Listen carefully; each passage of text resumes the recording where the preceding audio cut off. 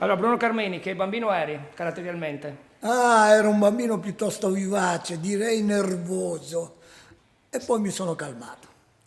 Sei venuto in terra trevigiana quasi subito, insomma, quando No, potevi... diciamo, dopo l'avventura in Giappone e l'università, nel 1968 ho fatto una settimana qui nel Veneto e poi dopo sono ritornato verso la fine.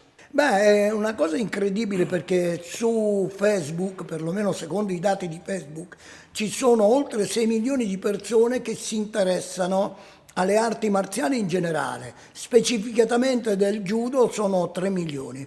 È incredibile. Senti Bruno, sei una delle rare, brave cinture rosse. Puoi spiegare cosa vuol dire cintura rossa? Ma significa zona di pericolo? Questo scherzando. Allora, la cintura rossa è un livello tecnico piuttosto alto. Nel mondo siamo circa una trentina, in Italia siamo in due, cioè gli unici due che hanno partecipato alla prima Olimpiadi di judo, cioè significa la prima volta che il judo fu inserito nel programma olimpico. Ah, beh, il mio maestro E dirci anche il nome.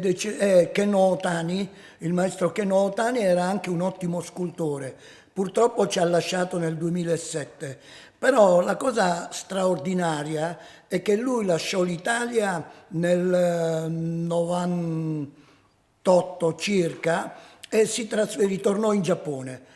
Ebbene, io ero sempre dell'idea che le avevo vicino perché era in vita. Nel momento in cui è deceduto, io mi sono sentito solo, mi mancava la guida. Quando sono venuto in Italia mi sono trovato malissimo, perché in Italia siamo occidentali, intendiamoci, non è che siamo maleducati, abbiamo un sistema di vita che è diverso da quello orientale.